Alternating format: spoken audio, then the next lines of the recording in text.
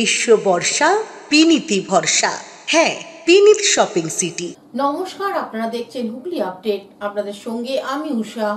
আসছি খবরে। পান্ডুয়া ব্লকে 3টি সমবায় তৃণমূলের দখলে, বিজেপি ও সিপিএম শূন্য। হুগলির পান্ডুয়া ব্লকে বেলুন ধামাসিন, জামগ্রাম, মন্ডরাই ও জায়ের দারবাসিনী এই 3 গ্রাম পঞ্চায়েতে বেরুই সমবায়, পাইকারা সমবায় ও কামতাই সমবায়ে নির্বাচন ছিল, যেখানে তিনটি সমবায়ই দখল করল তৃণমূল কংগ্রেস। প্রসঙ্গত, পান্ডুয়া বেরুই সমবায় এদিন ভোটে মোট ভোটার ছিল 784 জন, যার মধ্যে পোলিং হয় 546টা। এখানে আসন সংখ্যা ছিল 12টা, যার মধ্যে তৃণমূল কংগ্রেসই 12টা, সিপিএম 12টা এবং বিজেপি 11টা ও একজন নির্দল প্রার্থী ছিলেন। আর এই সমবায়তে 12টি আসনই জয়লাভ করে তৃণমূল কংগ্রেস। অন্যদিকে পাইকারা সমবায়তেও মোট ভোটার সংখ্যা ছিল 306 জন, যেখানে পোলিং হয় 290টা। এখানেও মোট আসন সংখ্যা ছিল 12টা, যা সমস্ত আসনই তৃণমূল কংগ্রেসের পক্ষ থেকে জয়লাভ করে। অন্যদিকে কামতাই সমবায় সমিতির ভোটে মোট ভোটার ছিল 407 জন, যেখানে পোলিং হয় 280টা। এখানেও আসন সংখ্যা 12টি, যার মধ্যে 11টি তৃণমূল কংগ্রেস এবং একটি সিপিএম জয়লাভ করে। এখানেও তৃণমূল কংগ্রেসের আসন সংখ্যা বেশি হওয়ায় এই সমবায়তেও বোর্ড গঠন করে তৃণমূল কংগ্রেস। পান্ডুয়া ব্লক তৃণমূল কংগ্রেসের সহসভাপতি শুভঙ্কর নন্দী কি জানাচ্ছেন শুনবো। আজকে আমাদের বেরুই সমবায় নির্বাচন ছিল। এটা পান্ডুয়া ব্লকের জামগ্রাম মন্ডলের অঞ্চল।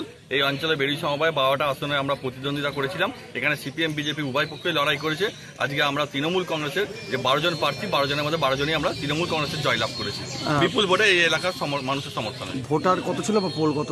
ভোট আমাদের 754টা সামথিং ভোট ছিল, 546টা আমাদের পোল হয়েছিল, তার মধ্যে আমরা একক সংখ্যাগরিষ্ঠতা পেয়েছি। আর টোটাল সিট কটা ছিল? 12টা। আর 12টা কি তৃণমূল, তাই তো? 12টা তৃণমূল পেয়েছে। আপনার নামটা? আমার নাম শুভঙ্কর নন্দী, পান্ডুয়া ব্লকের সহসভাপতি। অন্যদিকে হুগলি জেলা তৃণমূল কংগ্রেসের সাধারণ সম্পাদক সঞ্জয় ঘোষ কি বলছেন শুনে নেব। আজকে পান্ডুয়া ব্লকে 3টে সমবায় নির্বাচন ছিল। 3টে সমবায় নির্বাচনে আমরা জয়লাভ করেছি তৃণমূল কংগ্রেস। আপনার জামগ্রাম মন্ডলায় বেরুই সমবায় ছিল, সেখানে 12টা সিট, 12টায় 12 আমরা জিতেছি। ছিল আমাদের বেলুন ধামাসিনে পাইকারা, সেখানে আমরা 11টি সিটে আমরা জিতেছি, একটি সিট ওরা পেয়েছে। এবং কামতাই জায়দাবাসী, সেখানে আমরা 12 আমরা জিতে পেরেছি। আমরা সবকটি সমবায় জিতেছি। এই জয় হচ্ছে মা মাটি মানুষের জয়, মমতা বন্দ্যোপাধ্যায়ের জয়। মমতা বন্দ্যোপাধ্যায় যেভাবে মানুষের কাজ করেছে এবং আমরা পুনরায় পান্ডুয়ার মানুষ, আমরা তৃণমূল কংগ্রেস, আমরা মমতার হয়ে, অভিষেক বন্দ্যোপাধ্যায়ের হয়ে আমরা মানুষের মমতার যে উন্নয়নের কথাগুলো আমরা মানুষের বাড়ি বাড়ি গিয়ে পৌঁছে দিই, লোকের কাছে বলি, কৃষকদের হয়ে কথা বলি, কৃষকের যে কাজ করেছেন তার ফল আমরা সেই। হুগলি থেকে চন্দ্রনাথ দত্তের রিপোর্ট, হুগলি আপডেট। জামালপুরের রাস্তায় মরণ ফাঁদ, বিপদে সাধারণ মানুষের জীবনযাত্রা। রাস্তায় মরণ ফাঁদ, বিপদে সাধারণ মানুষের জীবনযাত্রা। পূর্ব বর্ধমান জেলার জামালপুর থানার অন্তর্গত জামালপুর 2 নম্বর গ্রাম পঞ্চায়েতের কানখোসা গ্রামে 1.5 কিমি রাস্তার বেহাল দশা। স্থানীয় মানুষের এই রাস্তায় যাতায়াতের পথ হয়ে দাঁড়িয়েছে মরণ ফাঁদ। একটু বৃষ্টির কারণে রাস্তার পুকুরে পরিণত হয়। প্রায় 15 বছর ধরে এই রাস্তার বেহাল দশা। 1.5 কিলোমিটার রাস্তা, এতে করে ব্লক প্রশাসনকে জানিয়েও কোনো কাজ হয়নি। সাধারণ মানুষ সেটাই বলছে। এই রাস্তা দিয়ে স্কুল, কলেজ ও হসপিটাল সাধারণ মানুষকে এই রাস্তা দিয়ে যেতে হয়। এই রাস্তা যাতে তাড়াতাড়ি হয় সেই দাবি জানাচ্ছেন স্থানীয় বাসিন্দারা। কতটা এটার মাপজোপ আছে? এই মানুষ রাস্তাঘাটে বেরোতে পারছে না গাড়ি নিয়ে, একটা মাঠ থেকে কোনো ফসল আসছে না, বাজার যাওয়ার অসুবিধে। এতে তো স্কুল, কলেজ, বাজার সবই, হসপিটাল, ছেলে মেয়েরা কিরাম করে যাবে? একটা ডেলিভারি বয় যদি বাচ্চা হওয়ার সময় হয় তো ভালো হলো না। এই রাস্তা দিয়ে তো স্কুল, কলেজ, হসপিটাল, বাজার সবই যেতে হয়, এতে করে অনেকটাই সমস্যা হয়। সমস্যা না, ভালো সমস্যা। এইখানে তাহলেও ভালো, ওই দিকটা গেলে বুঝতে পারবে। তো এতে করে প্রশাসনকে, ব্লক প্রশাসন বা পঞ্চায়েত কি জানিয়েছেন? সব জানে, সবাইকে জানানো আছে, কেউ ওসব ঘুরছে না। এমএলএ খারাপ, কত রাস্তা খারাপ, ওই যে পড়ে যাচ্ছি, মোটরসাইকেলে ঠ্যাং ভেঙে যাচ্ছে, ওই যে ডুবা ডাবি হয়ে গেছে, রাস্তা খারাপ নয়, গাড়ি নিয়ে যেতে পারছে না, ওই তো কী করে গাড়ি নিয়ে যাবে? এতে করে কতটা মানে সমস্যায় পড়তে হয়? ভালো রকমই সমস্যা, ও রাস্তা হচ্ছে না, সবাই আসছে তুলে নিয়ে যাচ্ছে, কেউ রাস্তা কেউ দিচ্ছে না। পুলিশ প্রশাসন বা ব্লক যাই বলুন, ভাটার কাছে যে চাপতে হচ্ছে, হেঁটে হেঁটে গাড়ি এখানে ঢুকছে না। সমস্ত গ্রামের মানুষকে ডাক্তারখানা হোক যেখানে হোক, এমনকি মানে গর্ভবতী মহিলাকেও হেঁটে যেতে হচ্ছে। যে রাস্তায় গাড়ি আসছে, গাড়ি গ্রামে ঢুকছে না, রাস্তায় এরকম অবস্থা। সবজি নিয়ে যেতে হচ্ছে, ভোরবেলায় আড়েতে পড়ে যাচ্ছে লোক, কাদা হয়ে যাচ্ছে, রাস্তা খারাপ, গাড়ি পাল্টে হয়ে যাচ্ছে, বালি গাড়ি উল্টে যাচ্ছে। জামালপুর থেকে আশিস কুমার ঘোষের রিপোর্ট, হুগলি আপডেট। শ্রীরামপুরে আরএমএস মাঠে দুর্গাপূজার খুঁটি পুজো করলেন সাংসদ কল্যাণ বন্দ্যোপাধ্যায়। রথের আগে খুঁটি পুজো করে দুর্গাপুজোর সূচনা করলেন কল্যাণ বন্দ্যোপাধ্যায়। শ্রীরামপুরের তৃণমূল সাংসদ কল্যাণ বন্দ্যোপাধ্যায় শ্রীরামপুর আরএমএস মাঠে প্রতি বছর দুর্গাপুজো করেন, আর রথের আগে হয় সেই পুজোর খুঁটি পুজো। সাংসদদের খুঁটি পুজোর অনুষ্ঠানে উপস্থিত ছিলেন তৃণমূলের বিধায়ক, চেয়ারম্যানরা। সেখানেই দেখা গেল রাজীব বন্দ্যোপাধ্যায়কে, ছিলেন চাপদানির বিধায়ক অরিন্দম গোয়েন, চুচুড়ার বিধায়ক অসিত মজুমদার, শ্রীরামপুর পৌরসভার চেয়ারম্যান গিরিধারী সাহা, রিষড়ার চেয়ারম্যান বিজয় সাগর মিশ্র, প্রবীর ঘোষাল, হুগলি শ্রীরামপুর তৃণমূল মহিলা সভানেত্রী মৌসুমী বসু চট্টোপাধ্যায় সহ তৃণমূল নেতৃত্ব।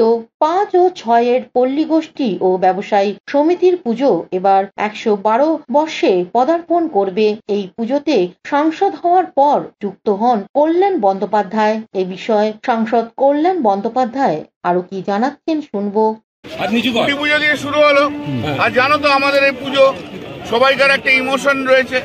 সারা শ্রীরামপুর শ্রীরামপুর পার্লামেন্ট সারা হাওড়া হুগলি সবাই আসে, বড় ভালো করে পুজো হবে। এবার কোনারকের মন্দির আছে, আপনি তো সাবিকিয়ানের ও তো আমার রয়েছে, ও তো হবে। দেখে এবার ঠাকুর কি চমক কিছু থাকছে? চমক বলতে মানুষ, চমক প্রচুর মানুষ আসবে, লক্ষ লক্ষ মানুষ আসবে। আরে চমক আবার আসবে, এখনো ফাইনাল করিনি, তো একটা ভালো চমক থাকতে পারে। এখনো ফাইনাল হয়নি, কথা দিয়েছে, বলে কোশিশ কর রা হ্যায় কল্যাণজি। ঠিক আছে, সাংস্কৃতিক অনুষ্ঠানের চমক থাকবে, ওগুলো তো যেমন আছে থাকবে। ঠিক আছে। পানুপালের সঙ্গে চন্দনা দত্তের রিপোর্ট, হুগলি আপডেট। এখন নিয়ে নেব বিজ্ঞাপন বিরতির পর ফিরে আসছি খবরে। শীত গ্রীষ্ম বর্ষা পিনিতি ভরসা। হ্যাঁ, পিনিত শপিং সিটি। যে কোনো মরশুমের রেডিমেড জামা কাপড় পাওয়া যায় একই ছাদের তলায়। ছোট থেকে বড়, পুরুষ মহিলা ও শিশুদের একমাত্র নির্ভরযোগ্য প্রতিষ্ঠান। শীতকালীন যে কোনো শাড়ি, জিন্স, টপ, কুর্তি, চুড়িদার, পাঞ্জাবি মানেই বিনীত শপিং সিটি। আখন বাজার, চুঁচুড়া, Hooghly. Amala nursing home. Enjoy a weekend at Vedam, the paradise of peace. A home away from home.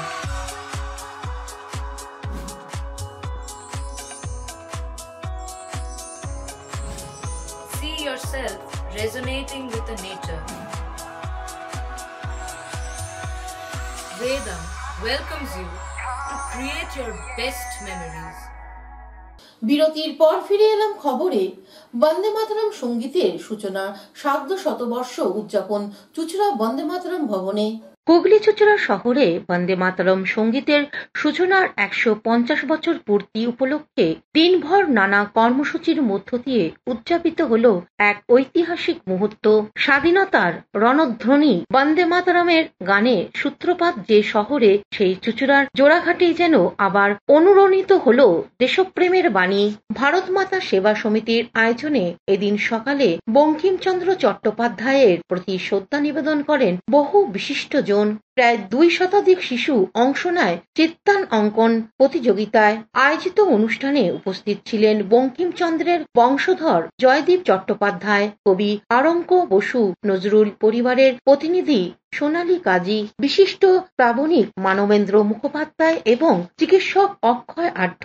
বিশেষ আকর্ষণ ছিল ১৫০ জন শিল্পীর সম্মিলিত কণ্ঠে বন্দে মাতরম পরিবেশন, যা মুহূর্তে প্রজ্বলিত করল জাতীয়তাবাদের জোয়ার।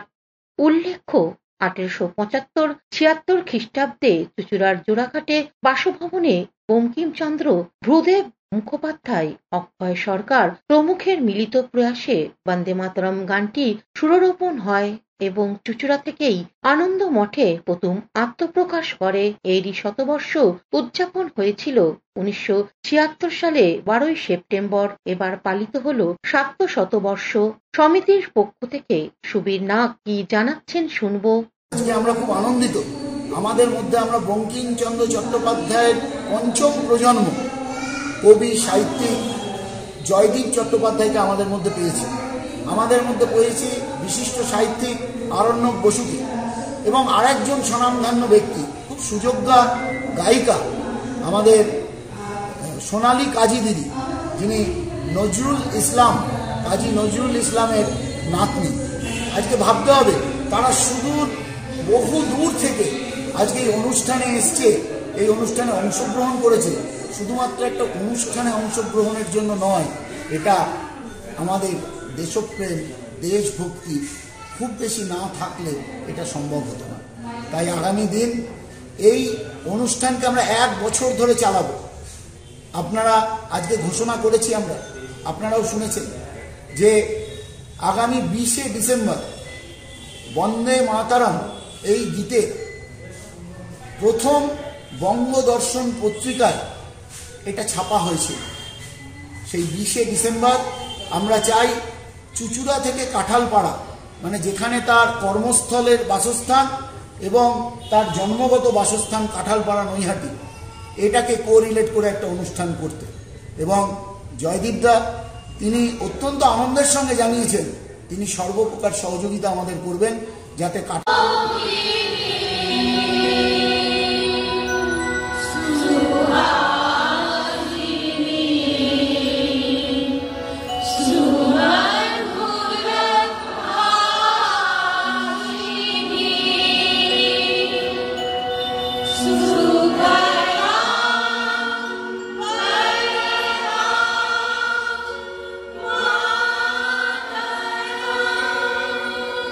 হুগলি থেকে পানুপালের সঙ্গে চন্দনা দত্তের রিপোর্ট, হুগলি আপডেট। শাহগঞ্জে নবজীবন বাপটিস্ট চার্চের উদ্যোগে বিনা ব্যয়ে চক্ষু পরীক্ষা শিবির অনুষ্ঠিত হলো। প্রভু যিশু সেবাই পরম ধর্ম এই বার্তা দিয়ে গেছেন জগৎকে, আর তাই সেই বার্তাকে সামনে রেখে হুগলি চুঁচুড়ার পৌরসভার সভাকক্ষে অনুষ্ঠিত হলো শাহগঞ্জ নবজীবন বাপটিস্ট চার্চের আয়োজনে রোটারি আই হসপিটাল হুগলি সহযোগিতায় চক্ষু পরীক্ষা শিবির। এই শিবিরে উদ্বোধন করেন চুঁচুড়া ঘড়ির মোড়ে 200 বছরের প্রাচীন সিএন চার্চের ফাদার। এই চক্ষু পরীক্ষা শিবিরের ছানি অপারেশন ছাড়াও পাওয়ার টেস্টের জন্য চোখ পরীক্ষা করা হয় এবং চশমা দেয়া হয়। এই কর্মসূচির প্রসঙ্গে চুঁচুড়া চার্চের ফাদার ও উদ্যোক্তাদের পক্ষ থেকে কি জানানো হচ্ছে শুনবো। ব্যাপটিস্ট চার্চের পক্ষ থেকে এটা খুব সাধু উদ্যোগ, আমাকে গেস্ট হিসেবে ইনভাইট করা হয়েছে। তো আমি খুব খুশি হয়েছি যে আজকে আমাদের দরকার সাধারণ মানুষের জন্য যে চক্ষু শিবিরের আয়োজন এনারা করেছেন, তা খুবই আজকের দিনে প্রযোজ্য এবং সেটা প্রয়োজন। এনারা যে চিন্তাভাবনা করেছেন এবং এই যে অনুষ্ঠানটা ওনারা করছেন যে চক্ষু শিবির, অনেকে উপকৃত হবেন, তার জন্য আমরা এইসব ধন্যবাদ জানাই এবং ওনাদের সাধু উদ্যোগকে আমরা প্রশংসা করি। শাহগঞ্জ নবজীবন ব্যাপটিস্ট চার্চ থেকে আমাদের একটা ফ্রি আই ক্যাম্পের ব্যবস্থা করা হয়েছে, আর তার সঙ্গে আমাদের অন্বেষণ মিনিস্ট্রি আমাদের সহায়তা করছেন, আর সেই সঙ্গে আমাদের পাতিবাবু এসছেন। তো পাতিবাবু প্রার্থনা স্টার্ট করে এখন লোটারিতে ডক্টররা এসে গেছেন, আমাদের সমস্ত কিছু ব্যবস্থা হচ্ছে, আমাদের অপারেশন এবং চশমার সমস্ত রকম ব্যবস্থা আছে। যেমন যেমন ডক্টররা দেখবেন, আর ট্রিটমেন্টের পর ওনারা যেটা বুঝবেন সেরকম ব্যবস্থা নেবেন। সেই সঙ্গে কিছু মানুষ এসছে, বৃষ্টির দুর্যোগের কারণে অনেক মানুষ এখন এসে উপস্থিত হতে পারেননি, কিন্তু সকলেই আসবেন। আর ঈশ্বরের আশীর্বাদে এই প্রোগ্রাম সফল হবে। বারোদ্দারি সাহিত্য মন্দির লাইব্রেরিতে কবি প্রণাম অনুষ্ঠিত হয়ে গেল।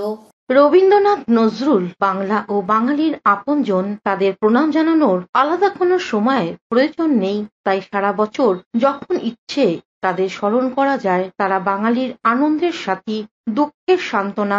আষাঢ়ের সন্ধ্যায় চুচুড়া বারদারি শতবর্ষ অতিক্রান্ত লাইব্রেরিতে কবি প্রণাম অনুষ্ঠান অনুষ্ঠিত হল। পল্লবী ব্যানার্জি চ্যাটার্জি রবীন্দ্রসঙ্গীতের মধ্য দিয়ে অনুষ্ঠানের সূচনা হয়। কাব্যাঙ্গনে আবৃত্তি অনুষ্ঠানে মাত্রা বাড়িয়ে দেয় সৃষ্টি নৃত্য শিক্ষা কেন্দ্রে নৃত্য অনুষ্ঠান উপস্থিত দর্শক মনে রেখাপাত করে। দিলীপ চক্রবর্তীর মাউথ অর্গান পরিবেশন দর্শকদের বাড়তি পাওনা। অনুষ্ঠানে অতিথি হিসেবে উপস্থিত ছিলেন বিশিষ্ট সাহিত্যিক, শিক্ষক হাসমত আলী, পৌর সদস্যা সুপর্ণা সেন, পৌর সদস্য মৌসুমী বসু চ্যাটার্জি, কবি ও সাহিত্যিক এবং এই গ্রন্থাগারিক আব্দুল গফফার। শ্যাওলার দল জলে ভেসে যায়, তারপরে খুব হারিয়ে গেলাম। পাখির গানে মাতাল প্রভাত, অষ্টপ্রহর আমায় ঘিরে দাঁড়িয়ে আছেন রবীন্দ্রনাথ। ছায়া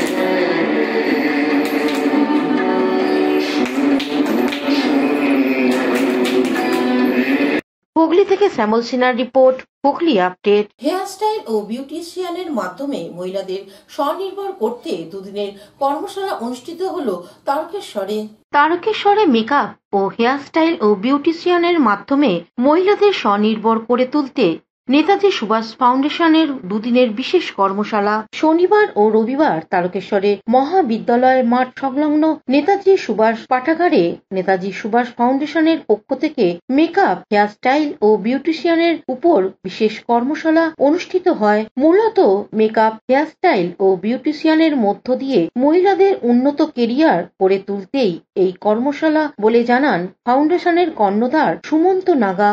এদিন হুগলি, হাওড়া, বর্ধমান, পূর্ব ও পশ্চিম মেদিনীপুর, বাঁকুড়া থেকে আনুমানিক 120 জনের উপরে স্টুডেন্ট এই কর্মশালায় যোগ দেন। 6 জন বিশিষ্ট মেকআপ আর্টিস্ট ও বিউটিশিয়ান দুদিনের এই কর্মশালায় makeup, hairstyle, hair treatment, skin treatment, waterproof makeup এর বিষয়ে হাতে কলমে উপস্থিত স্টুডেন্টদের পরামর্শ দেন।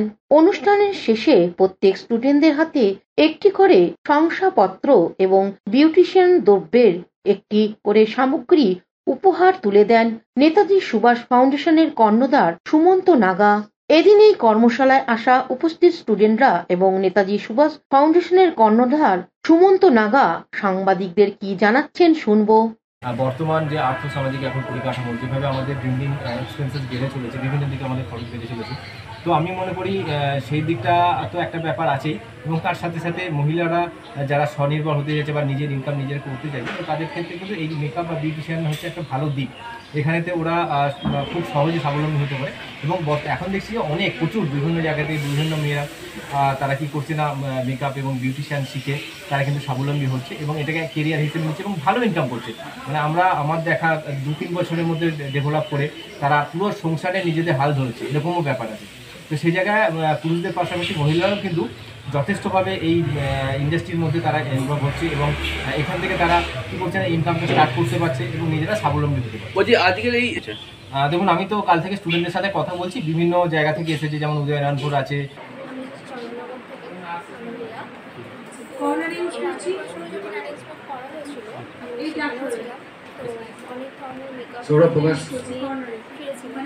সেই প্রত্যাশা নিয়ে এখানে আসা, ইভেন কালকে 3টে ম্যামের ক্লাস করেছি, ওকে ঠিক আছে, অনেক নলেজ পেয়েছি।